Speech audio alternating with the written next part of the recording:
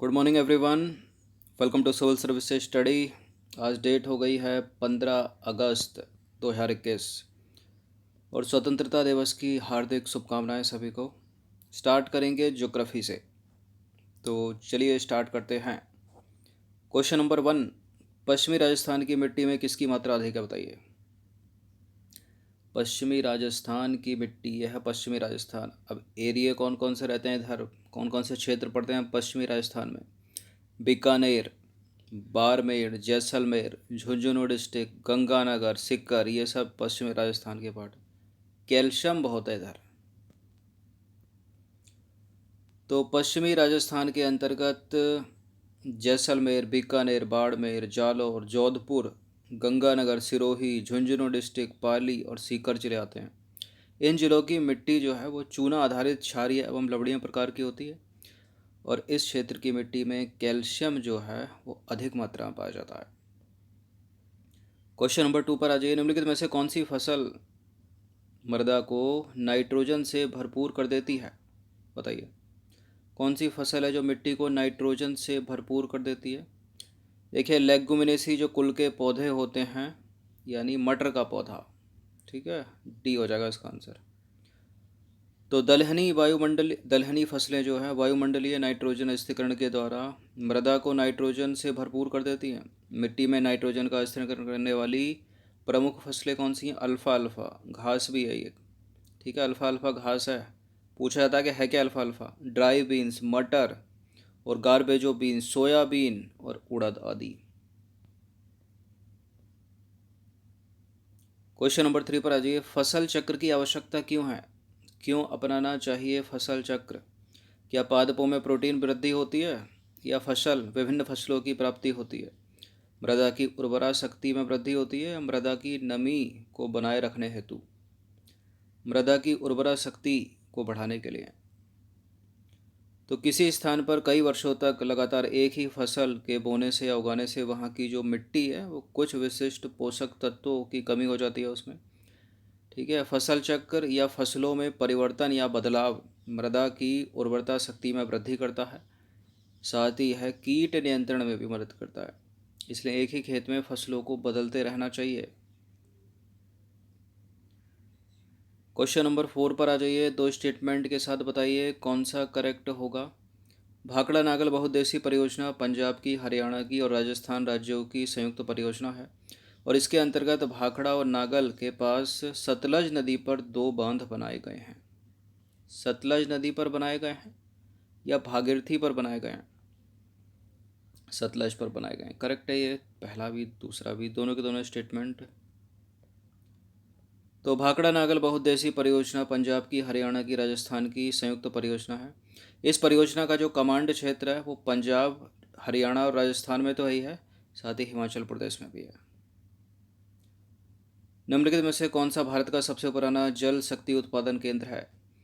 भारत का सबसे पुराना जल शक्ति उत्पादन केंद्र है दार्जिलिंग, लेकिन दार्जिलिंग तो है नहीं ऑप्शन में, तो क्या लिखा है? निम्नलिखित में से, इसलिए कर्नाटक का शिव समुद्रम हो जाएगा क्योंकि दूसरा सबसे पुराना है। तो जल विद्युत का विकास 19वीं शताब्दी के अंतिम दशक में शुरू हुआ था, यानी 1897 ईस्वी में दार्जिलिंग नगर को बिजली की आपूर्ति के लिए राज्य का जल विद्युत उत्पादन संयंत्र लगाया गया था। ठीक है, कर्नाटक में कावेरी पर स्थित है शिव समुद्रम। वर्ष 1902 में भारत का दूसरा सबसे पुराना जल विद्युत उत्पादन संयंत्र लगा था यहाँ पर, इसलिए तो सब शिव समुद्रम जो है अपना सही उत्तर हो जाएगा। दार्जिलिंग नगर में बिजली की आपूर्ति के लिए राज्य जल विद्युत उत्पादन संयंत्र लगाया गया था। क्वेश्चन नंबर 6 पर आ जाइए। नागार्जुन सागर परियोजना किस नदी पर अवस्थित है? नागार्जुन सागर परियोजना अवस्थित है कृष्णा नदी पर। तो नागार्जुन सागर परियोजना कृष्णा नदी पर अवस्थित है कहाँ पर? ये कौन सा डिस्ट्रिक्ट है? आंध्र प्रदेश। नंबर 7 पर आ जाइए। निम्नलिखित में से कौन सा बांध महानदी पर निर्मित है? महानदी पर निर्मित है उड़ीसा का हीराकुंड बांध।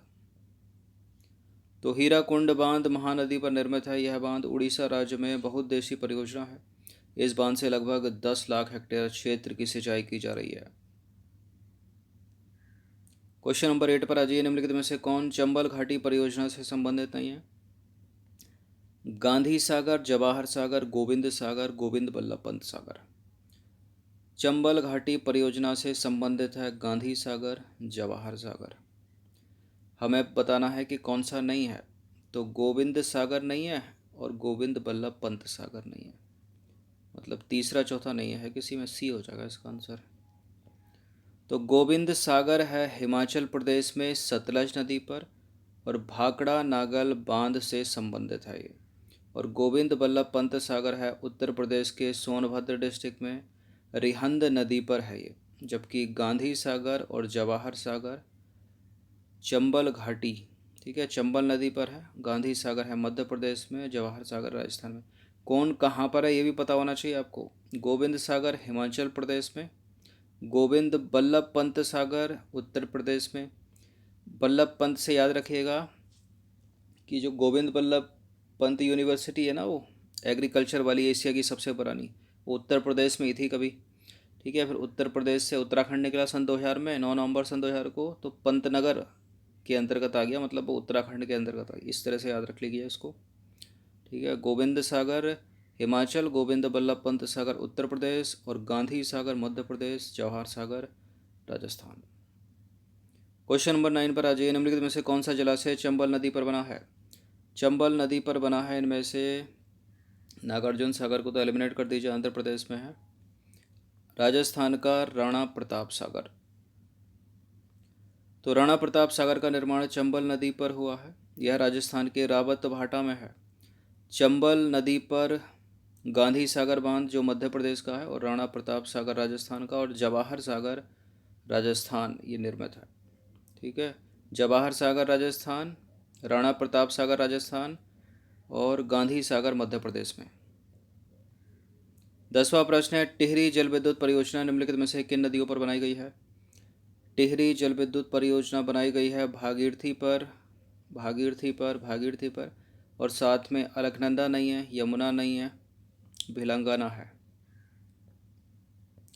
तो टिहरी बांध या जल विद्युत परियोजना का निर्माण भागीरथी और भिलंगाना के संगम के थोड़ा सा आगे उत्तराखंड के टिहरी जिले में निर्मित है। क्वेश्चन नंबर 11 पर आ जाइए। सिंगरौली जल विद्युत परियोजना अवस्थित है कहाँ पर? सिंगरौली जल विद्युत परियोजना अवस्थित है उत्तर प्रदेश के सोनभद्र डिस्ट्रिक्ट में।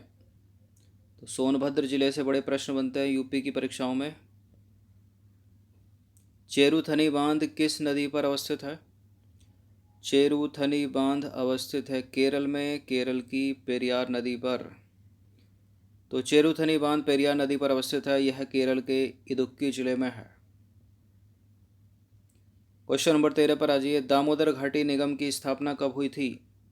देश की आज़ादी से पहले हुई थी या देश की आज़ादी के वर्ष में या उसके बाद में? पहले तो मुमकिन नहीं है, ठीक है, 1948 में। तो दामोदर घाटी निगम की स्थापना दामोदर घाटी निगम अधिनियम 1948 की धारा 12 के तहत वर्ष 1948 में की गई थी। क्वेश्चन नंबर 14 पर आ जाइए। निम्नलिखित कथनों पर विचार करेंगे, दो स्टेटमेंट के साथ बताइए कौन सा करेक्ट होगा। मेथान बांध दामोदर नदी की सहायक नदी बराकर पर स्थित है और तुंगभद्रा परियोजना आंध्र प्रदेश और कर्नाटक की संयुक्त परियोजना है। देखिए ये बराकर नदी ही है, बराक नहीं है। किसकी ट्रिब्यूटरी है ये? दामोदर की, याद रखना, पूछा जाता है। तुंगभद्रा आंध्र प्रदेश और कर्नाटक की परियोजना है या तमिलनाडु केरल कर्नाटक की है? आंध्र प्रदेश और कर्नाटक की है। करेक्ट है दोनों के दोनों स्टेटमेंट, सी है इसका आंसर। तो मेथान बांध का निर्माण दामोदर की सहायक नदी बराकर पर है। मेथान बांध का निर्माण हुआ था वर्ष 1957 में।